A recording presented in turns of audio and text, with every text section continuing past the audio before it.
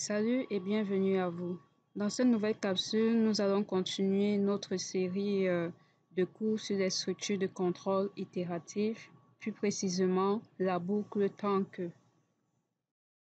Les boucles tant que, comme les boucles pour que nous avons eu à voir dans le cours précédent, permettent d'exécuter un ensemble d'instructions de façon répétée sur la base d'une condition booléenne.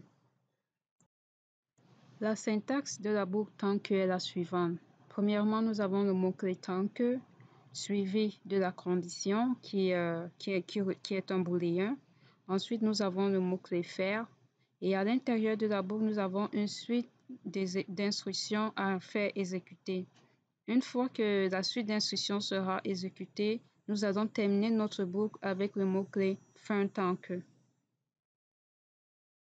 Le principe est simple. Tant que la condition ici n'est pas remplie, alors nous allons continuer à exécuter le bloc d'instructions qui se trouve ici. Une fois que la condition sera vérifiée, nous allons sortir de la boucle. Il est important de vous rassurer que la condition de sortie de la boucle sera atteinte. Regardons l'exemple suivant. La condition de cette boucle est 1 égale à 1. Alors, avec cette condition, nous ne sortirons jamais de la boucle étant donné que 1 sera toujours égal à 1. Du coup, on aura une boucle infinie. Dans l'exemple suivant, on a une variable x déclarée, initialisée avec la valeur 0. Et on a notre boucle. Tant que x sera inférieur ou égal à 5, nous allons incrémenter sa valeur. Le jour où x sera strictement supérieur à 5, alors la boucle sera terminée. Alors, considérons le problème suivant.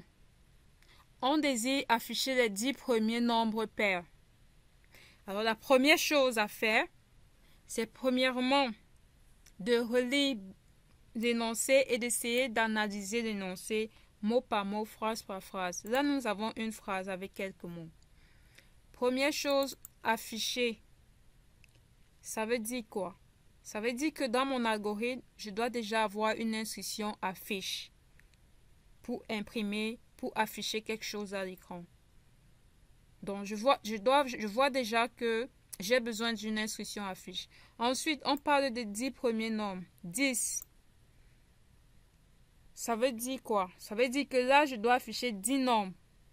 Est-ce que je dois utiliser l'instruction affiche 10 fois, c'est-à-dire affiche, affiche, affiche, affiche, comme ça 10 fois? Non. Ça, ce n'est pas pratique. Donc, quand il y a déjà un nombre d'opérations comme ça qui se répètent, 10 affichages, cela nous met la puce à l'oreille. Il peut s'agir d'une structure de contrôle, d'une boucle. Donc là, je vois que je dois utiliser absolument une boucle qui va m'afficher ces 10 nombres-là.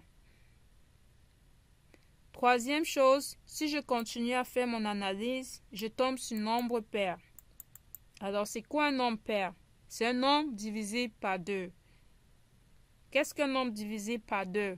Un nombre divisé par 2, c'est un nombre dont le reste de la division par 2 donne 0. Maintenant, si on retourne dans nos anciens cours, vous allez vous souvenir qu'on a eu à voir une fonction qui s'appelle modulo.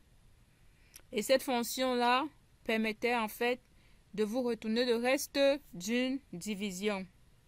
Donc, pour connaître le reste de la division d'un nombre par 2, nous allons utiliser la fonction modulo qui va nous donner ce reste-là. Et maintenant, lorsque vous avez le reste dans une valeur, dans une variable, comment est-ce que vous saurez que le reste-là égale vraiment 0? Le reste peut être égal à 1, ça peut être égal à 10, ça peut être égal à moins, ça peut être égal à n'importe quoi. Comment est-ce que vous faites pour savoir que le nombre-là, c'est égal à 0? Il faut faire une comparaison, d'accord? Donc, on est obligé de faire une comparaison pour savoir si c'est égal à 0. Ça veut dire qu'on doit utiliser un si alors. Donc, juste en se basant sur cette petite analyse, vous voyez que on a pu détecter des structures de données, des structures de contrôle qu'on doit utiliser. On doit utiliser l'instruction affiche, on doit utiliser une boucle, on doit utiliser un si alors, on doit utiliser la fonction modulo. Maintenant, pour chacune de ces structures-là, commençant par la boucle, quand est-ce que il faut trouver la condition déjà de la boucle? Il faut trouver la condition de sortie de la boucle. Quand est-ce que vous devez sortir de la boucle? Vous devez sortir de la boucle lorsque vous avez déjà trouvé les 10 nombres pairs. On vous demande 10 nombres pairs. On ne vous demande pas 9. On ne vous demande pas 11. On ne vous demande pas 14. On vous demande 10. Donc, une fois que j'ai trouvé les 10, je dois sortir de ma boucle. Donc, la condition, c'est avoir une fois que j'aurai 10 nombres. Maintenant, où est-ce que je vais? Comment est-ce que j'aurai ces 10 nombres-là? Comment est-ce que je saurai que j'ai atteint vraiment 10 nombres?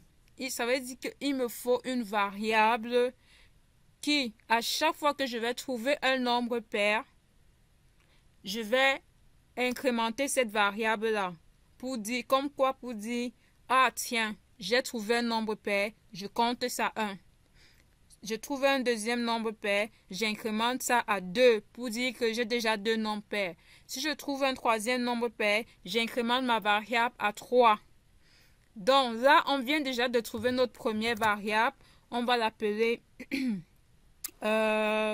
nombre de pairs entier. Cette variable va contenir le nombre de nombres pairs qu'on a trouvé, d'accord?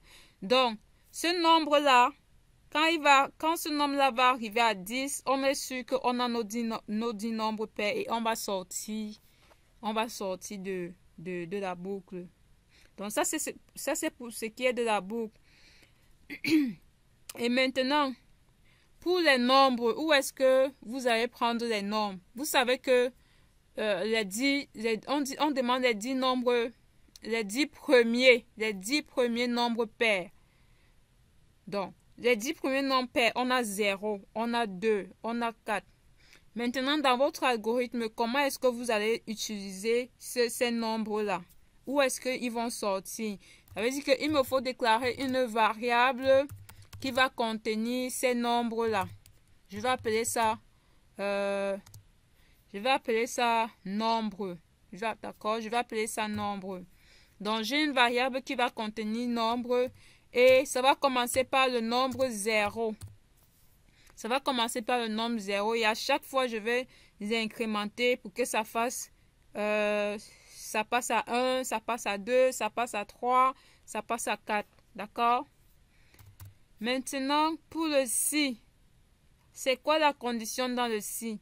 La condition dans le si, c'est si le modulo de mon nombre divisé par 2 donne 0. Donc, je n'ai donc pas besoin d'une variable en ce qui concerne le si. Je peux juste vraiment mettre la condition sans la sauvegarder dans une variable.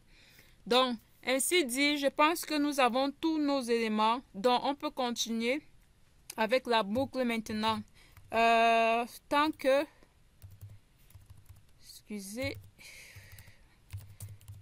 que nombre de pairs est différent de 10, voilà notre condition. Tant que c'est différent de 10, on pouvait utiliser plusieurs conditions. On peut utiliser tant que c'est strictement inférieur à 10, tant que, donc il y en a, tout ça, ça marche. Tant que c'est inférieur à 10, ça marche aussi. Donc, tant que c'est différent de 10, alors, qu'est-ce que je dois faire? Je dois faire si, d'accord, si mon nombre que j'ai en ce moment, le premier nombre que je travaille en ce moment, c'est le nombre 0. Donc, tant que si mon nombre, mon nombre modulo 2, d'accord, donc je suis en train de dire si 0 modulo 2, c'est-à-dire le reste de la division de 0 par 2 égale 0, alors qu'est-ce que je fais? Je viens de trouver un nombre pair. Donc, je vais faire affiche. J'affiche mon nombre. D'accord? J'affiche mon nombre. Et qu'est-ce que je fais d'autre? J'incrémente le compteur de nombre pair vu que j'ai trouvé un nombre pair. D'accord? Je vais incrémenter mon compteur de nombre pair. Donc, nombre pair va recevoir nombre pair plus 1. Et là, je ferme mon si, fin si. Et aussi, je ferme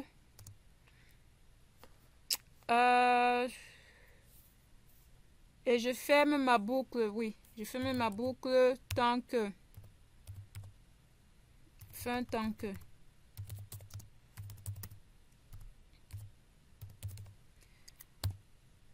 Et là, fin de mon algorithme. Là, on va vérifier exactement ce que nous sommes en train de faire. Au départ, mon nombre ici vaut 0. Nombre pair. Il faudrait que nombre pair aussi ait une valeur. Donc, il faudrait que je fasse une initialisation ici. Pourquoi? Parce que ici, je n'ai pas fait d'initialisation. Donc, quand je viens faire la comparaison, je compare quoi? Donc, il n'y a pas de valeur dans nombre pair. Donc, je vais faire l'initialisation pour mettre une valeur, ce que j'ai oublié. Donc, au départ, combien de nombres pairs on a déjà trouvé? 0. Donc, je mets 0 ici, d'accord? Ok. Et nombre commence par le nombre 0. Tant que nombre de pairs qui est 0 est différent de 10, faire. Si 0 modulo 2 égale à 0, alors je vais afficher 0. Ça, c'est la première itération. La première itération, on va afficher 0 ici. Maintenant, nombre pair va recevoir, nombre pair qui vaut 0, ça va recevoir 0 plus un nombre pair va recevoir 1. Donc, on vient de trouver un nombre pair. Je remonte à ce niveau dans ma boucle. Je remonte au niveau de la ligne 6 ici. Est-ce que le nombre pair a atteint est-ce que le nombre pair est différent de 10? Oui, c'est différent. 1 est différent de 10. Alors, il me faut entrer dans ma boucle. Ah, il y a un bug dans mon programme. Une fois que j'incrémente ici, j'incrémente mon nombre pair, je dois également incrémenter le nombre pour passer nombre reçoit nombre plus 1. Non, c'est pas ici que je dois mettre ça. Je dois mettre ça ici à l'extérieur. C'est-à-dire que je vais passer, une fois que j'ai fait ceci, je dois passer au nombre suivant. Est-ce qu'on se comprend bien? Je dois passer au nombre suivant. À chaque fois que je vais boucler, il me faut passer au nombre suivant. Que ce soit, je ne peux pas mettre ça ici à l'intérieur. Ça ne marche pas. Donc, quand je reviens ici, nombre va recevoir 1. Je passe à l'itération 2. Ah, c'était l'itération 1. Je passe à l'itération 2. Est-ce que 1 est différent de 10? Oui. Est-ce que le nombre maintenant, je suis passé au nombre 1. Parce qu'avant, j'étais en train de traiter le nombre 0. Maintenant, je suis passé au nombre 1. Est-ce que 1 divisé modulo 2 égale à 0? Non. 1 modulo 2 égale à 1. Donc, je ne vais pas entrer dans mon si. Je vais sauter ça, je viens une fois à la fin ici. Et je passe au nombre 3. Donc ici, la deuxième itération, mon nombre va passer à 2, pardon, 1 plus 1, ça va passer à 2. Et nombre pair reste toujours à 1. Et nombre pair reste toujours à 1, vu qu'on ne l'a pas incrémenté. On n'est pas entré ici, on ne l'a pas incrémenté. Je passe à l'itération 3. Donc je remonte ici au niveau de ma ligne 6. Est-ce que le nombre pair a atteint 10? Non. On est toujours à 1. Alors, est-ce que nombre c'est combien en ce moment? C'est 2. Est-ce que nombre 2 modulo 2 égale à 0, c'est-à-dire le reste de la division de 2 par 2 égale à 0? Oui. J'affiche 2. Donc là, il va afficher 2. Une fois que j'affiche 2, j'incrémente mon nombre pair. Mon nombre pair va passer à nombre pair plus 1. Donc, le nombre pair avant, la valeur, c'était quoi? C'était 1. Donc, 1 plus 1, 2. Donc, nombre pair va contenir maintenant 2. Ça veut dire qu'on vient de trouver notre deuxième nombre pair. Et quand je sors de ma boucle, quand je sors de mon func, j'exécute l'instruction suivante qui est nombre reçoit nombre plus 1. Donc, nombre donc va recevoir, c'était combien nombre? C'était 2. Ça va recevoir 2 plus 1, 3. Je passe à l'itération 4. Je reviens ici.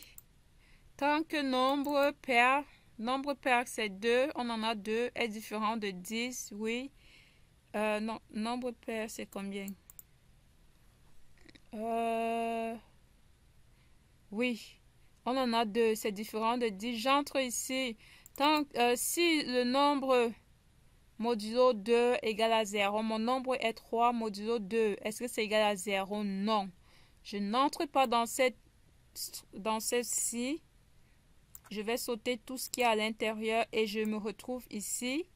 Et je fais l'incrémentation. Donc, on n'a fait aucun affichage. Et mon nombre pair n'a pas changé de valeur. Par contre, nombre a changé de valeur. On a incrémenté. Donc, là maintenant, on passe au chiffre 4. Itération 5. Là, je ne sais pas si vous comprenez un peu la logique. On va boucler comme ça jusqu'à ce qu'on va se retrouver. Quand nombre pair sera 10, on va arriver ici. On va tester. Est-ce que nombre de pair est différent de 10? Ça ne sera pas différent de 10. Et là, on va sortir de notre boucle. Et ça sera la fin du programme ici. Donc, tant que le nombre pair est différent de 10, on va continuer à boucler. Le jour où on va arriver à 10, en ce moment, on n'entre plus dans le temps que. Fin du temps que. On tombe au fin du temps que, définitivement. Donc, c'est à peu près ce qu'il fallait faire pour ce problème-là. Merci d'avoir été là. Si vous avez des questions, n'hésitez pas de les mettre en commentaire et restez connectés pour de nouvelles vidéos.